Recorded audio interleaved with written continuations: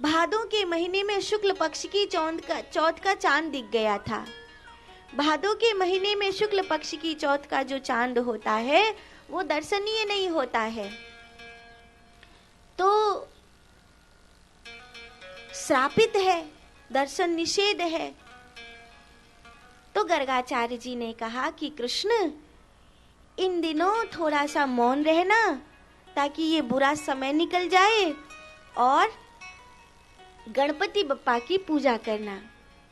अच्छा, गणपति बप्पा को जब भी बिठाना चाहिए तो हमेशा उनका मुख उत्तर में रखना चाहिए, और जब गणपति बप्पा को 21 दूर्वा एक साथ लेकर चढ़ाओ तो मध्य की दोनों उंगली और अंगुष्ठ से पकड़कर इस प्रकार चढ़ाना चाहिए कि दूर्वा की जो जड़ हो वो पश्चिम में हो और दूर्वा की जो फुलक हो वो पूरब में हो, और गणपति बप्पा के चरणों में धर देना चाहिए, प्रणाम करना चाहिए। गणपति बप्पा को कलावा चढ़ाना चाहिए, मोदक विशेष रूप से चढ़ाने चाहिए, लड्डू का भोग लगाना चाहिए और प्रणाम नमस्कार करके स्तुति करनी चाहिए। घर के दरवाजे पर अगर गणेश जी लगाए हों तो उसी दरवाजे पर घर के अंदर की ओर भी गणेश जी लगाने चाहिए, ताकि गणेश जी की पीठ घर की ओर ना हो, गणेश जी का मुख घर की ओर हो जाए। तो बाहर की ओर भी मुख हो और भीतर की ओर भी मुख हो, ऐसी व्यवस्था करनी चाहिए।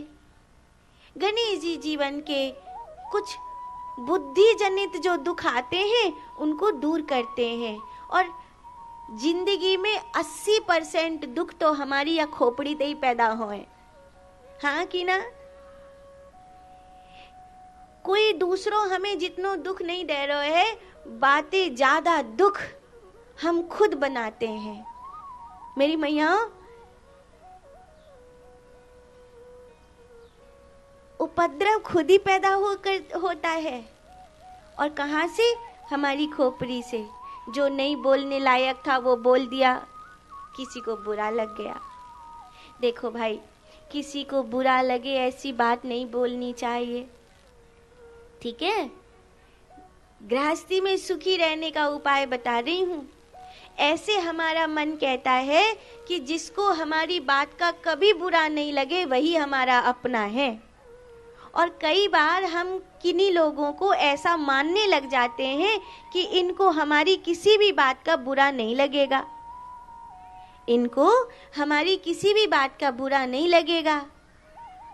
पर मान लो अगर हमारी बात का उनको बुरा लग जाता है तो समझ जाना चाहिए कि अब व्यवहार वाला सौदा है, और व्यवहार वाले सौदे में कोई भी ऐसी बात मत बोलो जिससे दूसरे को बुरा लग जाए।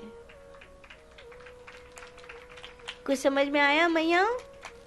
तो जब भी तुम्हारा पति खिड़खिड़ करे ना, ऐसे कहते तो हैं कि सब स्त्रियां खिड़खिड़ करती हैं, पर मुझे लगता है कि पति देवता करता है ना? नहीं, स्त्रियां करती हैं। तुम ही लोग करते हो? नहीं, पति करता है। हाँ, ऐसी बात है। अच्छा, जो भी हो, कमी चाहे जिसकी भी हो, चाहे पति की चाहे पत्नी की, ऐसा होता है। वो पति बेचारा खिटखिट करता है, पर 100 सुनार की और 1 लुहार की। जब पत्नी रणचंडी बनती है ना, तब तो कुछ पार नहीं पड़ती, ऐसा होता है। तो मेरे कहने का मतलब ये है कि जिस समय सामने वाले के पास क्रोध की अधिकता हो या व्यवहार अच्छा नहीं हो, तो उस समय खुद को मौन हो जाना चाहिए, उस समय खुद को शांत हो जाना चाहिए। क्योंकि कहावत है बड़ी पुरानी, एक चुप 100 सुख, एक चुप 100 सुख। तो कई बार गर्गाचार्य जी कहते हैं मौन आवश्यक है, और मैं तो कहती हूँ हर रोज थोड़ा मौन का क्रम बनाओ। इतनी देर में चुप रहूंगी, इतनी देर में मौन रहूंगी। थोड़ा थोड़ा प्रयास करो। अगर मौन का अभ्यास तुमने कर लिया, एकादशी करो, पूर्णमासी करो, कोई व्रत के दिन करो, या ऐसे थोड़ा थोड़ा करो, पर मौन का अभ्यास करो। हालांकि महिलाओं के लिए ये बहुत कठिन है। सबसे ज्यादा स्त्रियों की जीभ चलती है, वो चुप नहीं रह सकती। किसी ने कहा एक नारी और दूसरी नारी बगल बगल बैठी थी और चुपचाप बैठी थी। बोला झूठ मत बोल, ऐसा हो ही नहीं सकता। वो बिल्कुल नहीं जानती होंगी ना, तो भी एक दूसरे से बोलेंगी बोलेंगी। ऐसे यात्रा में भी जा रही होती है ना अकेली, तो पति तो एक किनारे हो जाता है, वो कोई ना कोई सहेली रास्ते में ढूंढ लेती है, और फिर वो इतनी पक्की वाली सहेली हो जाती है कि फिर तो वो व्हाट्सएप और फेसबुक से जुड़ी रहती है। तो चुप नहीं रहते हो आप मैया, चुप रहते हो हैं? नहीं रहते हो ना, सीखो। मैं राज की बात बता रही हूँ, मानोगी ना? मानोगी कि नहीं? तो थोड़ा थोड़ा चुप रहना सीखो। जैसे जैसे चुप रहना सीखोगी, ऐसे ऐसे तुम्हारे भीतर मौन पैदा होगा, और जैसे जैसे तुम्हारे भीतर मौन पैदा होगा, मैं तुम्हें गारंटी से कह सकती हूँ कि तुम विधाता से कुछ कहोगी ना कि तू मान जा, तो परमात्मा जरूर मानेगा। धरती आकाश दसों दिशाएं मानेंगी। माद्री ने कहा सूर्य से छुपना नहीं, तो सूर्य रुक गए, छुपे नहीं।